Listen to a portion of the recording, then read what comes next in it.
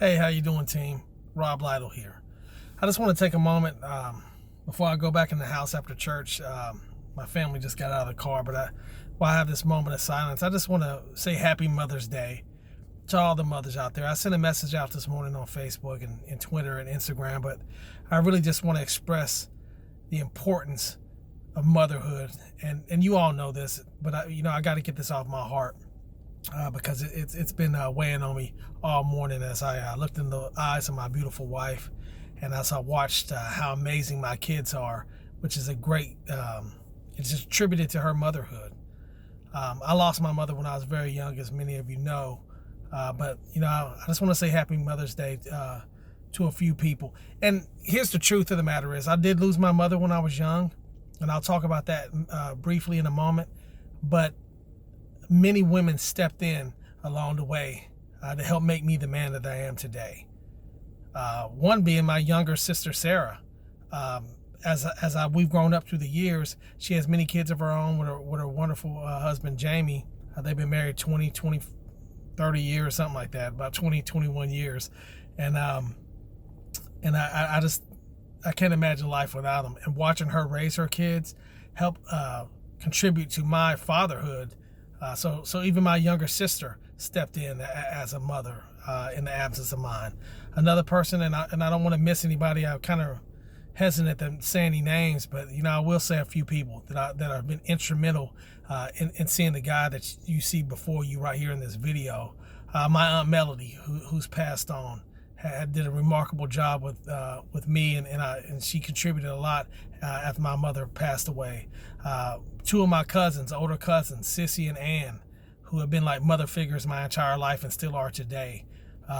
Marilyn McCracken in high school, and when I was going through some things back then, stepped in as I was friends with her sons and her daughters, helped raise me. Linda Silvers, who's gone to be with the Lord, my best friend Brad Silver's mom, stepped in and helped me, show me what Christmas morning was really supposed to be like. Tina Silvers, stepmom, but real mom, whatever you want to call it, she's just like a mother to me, stepped in and helped me see what the family dynamic was supposed to be like, and the role of a mother in that dynamic.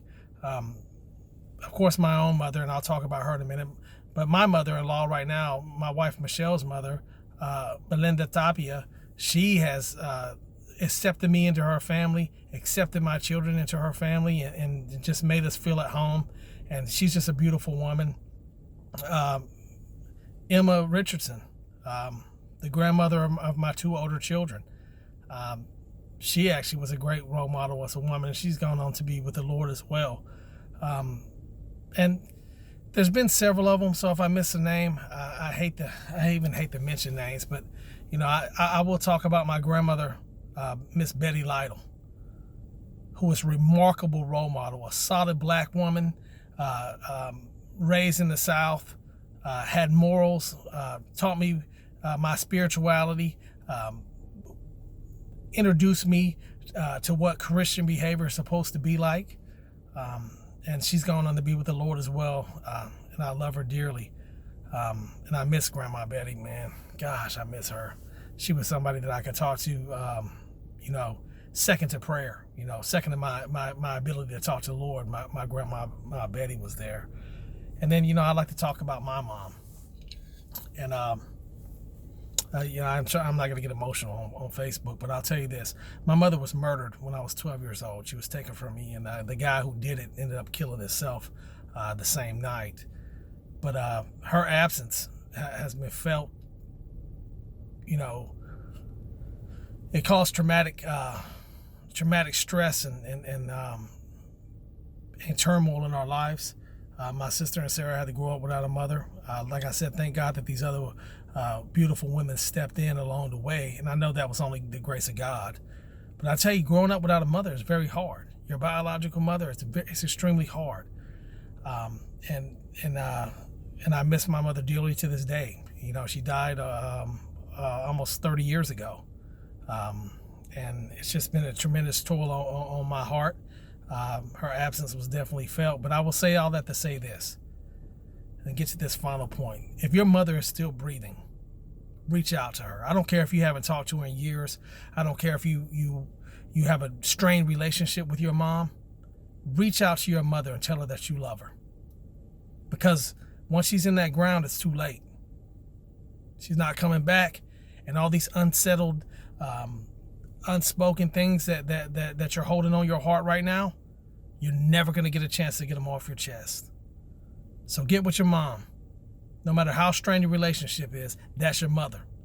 Even if you were grown up with another, a grandmother, or aunt, or another lady that was the primary mother figure in your role, reach out to them and definitely thank them and say that. But if you have a biological mother that's still breathing, reach out to them, get it off your chest. If you know that you've not been the kid that you need to be, get that off your chest and tell that to your parents, to your mom, your mother figure.